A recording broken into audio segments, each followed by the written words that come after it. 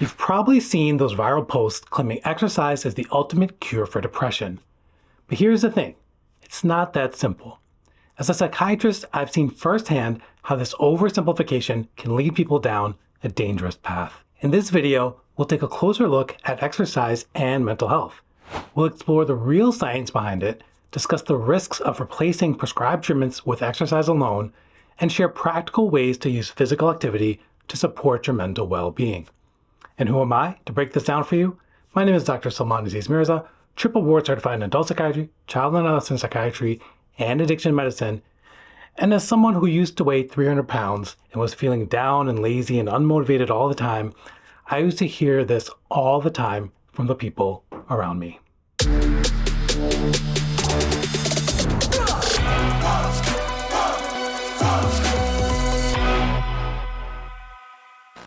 So, is exercise really 1.5 times better than antidepressants? Let's break it down. You've probably seen this claim all over social media. It's everywhere, from Instagram posts to TikTok videos.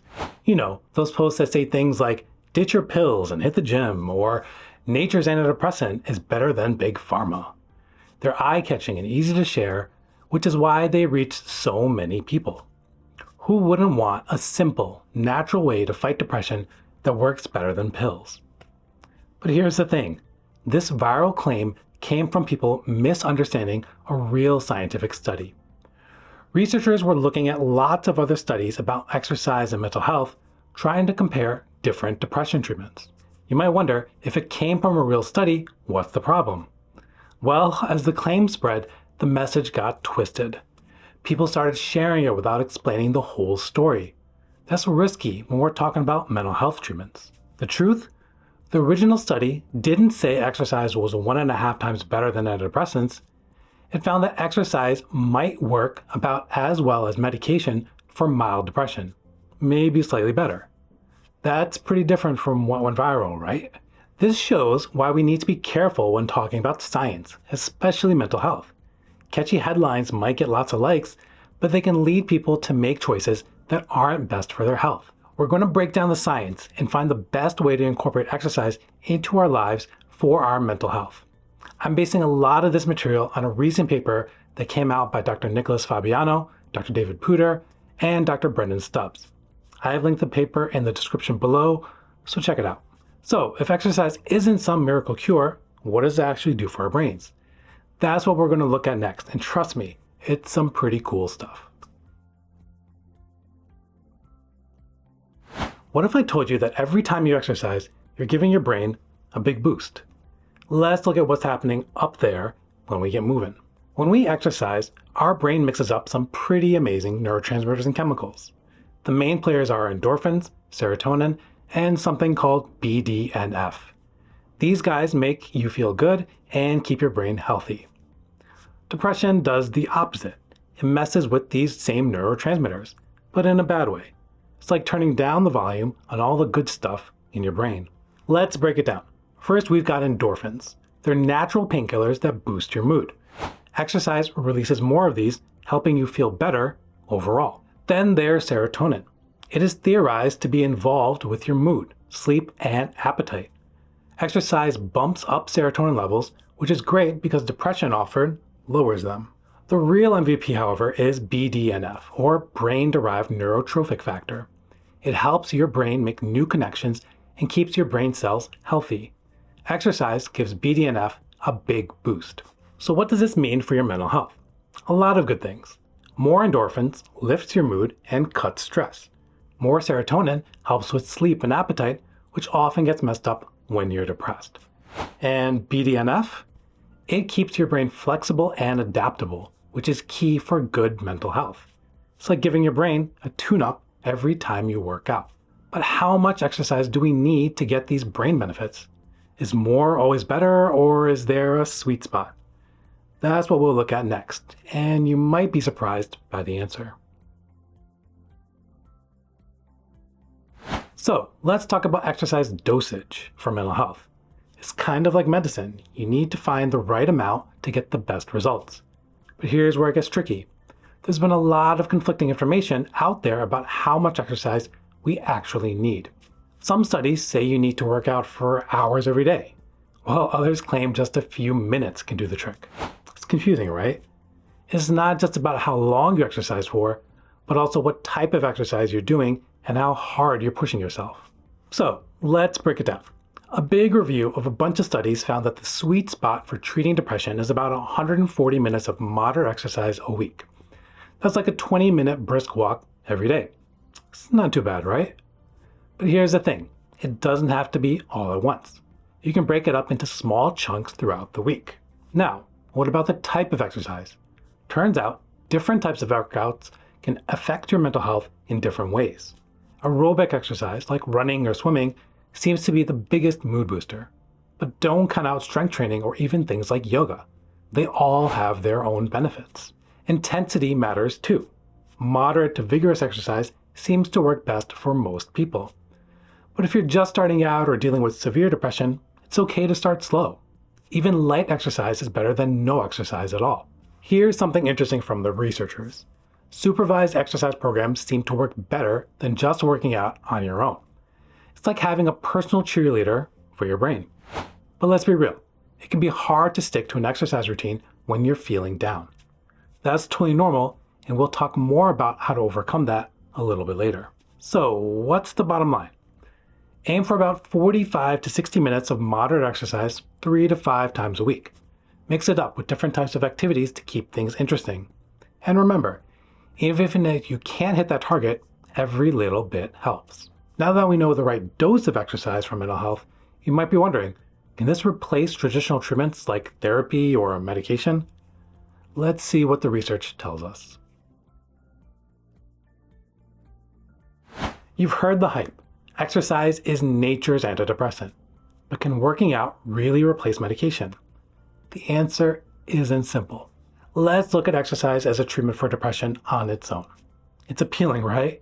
No side effects, no prescriptions, just you and your workout. There's science to back it up too. One study compared running to antidepressants, and the results were pretty close. About 45% of people improved with antidepressants, and 43% with running. Pretty impressive. But here's the catch. Most evidence is for mild to moderate depression. If you're dealing with severe depression, exercise alone might not be enough. You might need more immediate medical help. Depression varies in intensity, and what works for one person might not work for another. So what makes exercise different from traditional treatments? It's natural and has other health perks. It can improve sleep, boost energy, and raise self-esteem. But keeping up a routine can be hard, especially when you're feeling down. And exercise is not without its own risks. Injuries can occur, and too much exercise can cause problems as well. And last but not least, certain disabilities may make exercise difficult, if not impossible. Medications and therapy have their own strengths. They're backed by lots of research and can be very effective, especially for severe cases. But they can have adverse effects which can be mild to severe, and therapy can be expensive and time-consuming too. But here's the thing. You don't have to choose just one approach. Combining exercise with other treatments often works better than either alone. One study found that people who exercised while taking antidepressants saw bigger improvements than those who just took meds. So what's the best plan? It's about finding the right mix for you. For most people, that means combining exercise with therapy or medication. Exercise can be a powerful tool for your mental health, but it doesn't have to be your only one. But what if depression makes it hard to even start exercising? That's a real challenge for many people, and it's what we'll talk about next. What if I told you that the hardest part of exercising isn't the workout itself, but getting started? There's actually a science-backed way to trick your brain into action, even when depression is trying to hold you back. When you're dealing with depression, exercising can feel really tough. Your bed seems extra comfy, and the idea of changing into workout clothes feels impossible. You might think, I'm just too tired, or I don't have time, or what's the point? These thoughts are common, but they don't have to stop you. One trick that's helping a lot of people is called the commit-10 approach. It's simple. Just commit to 10 minutes of activity. That's it. It could be a short walk, some stretching, or dancing in your living room. An easy way to do this is to use something like YouTube and search for 10-minute workouts for beginners. The goal is to make it so easy that your brain can't make excuses. And if 10 minutes sounds like a lot, start with 5, which is what I often tell my patients to start at. Here's the cool part. Once you start moving, you might want to keep going. But even if you stop after 10 minutes, that's great. You've still done something good for your brain and your body. Getting some support can really help too. Maybe a friend can be your workout buddy, or you could join an exercise class. If that feels like too much, there are online communities and apps that can give you virtual support and keep you accountable. You might wonder how quickly you'll feel better. Good news, even a little bit of movement can lift your mood pretty fast. You don't have to wait forever to feel a difference. Just moving your body a bit can kickstart a positive cycle in your brain. So, how do we turn this into a plan that actually works? That's what we'll talk about next. We'll break down how to create an exercise plan that fits your life and helps boost your mental health. Now that we've got the basics down, let's create a plan just for you using the FIT framework: frequency, intensity, time, and type. Aim to exercise 3 to 5 times a week. This gives you those brain-boosting benefits without overdoing it. For intensity, we're looking at moderate to vigorous exercise, but it's fine to start lighter and build up. To measure intensity, go by the talking test. If you can have a conversation while you're exercising, you're probably at the mild level.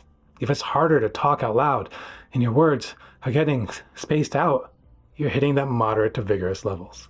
Remember, any movement is good. Try for 45 to 60 minutes per session to really improve your mood and reduce depression symptoms. But don't worry if you can't manage that much. Even 10 to 30 minutes helps. A quick walk around the block counts too. For the type of exercise, you've got lots of choices. Aerobic activities, resistance training, and mind-body exercises are all great. Pick what you ultimately enjoy and what fits your life. The best exercise activity is the one that you can and will do. Here's a fun idea. Make your workout social.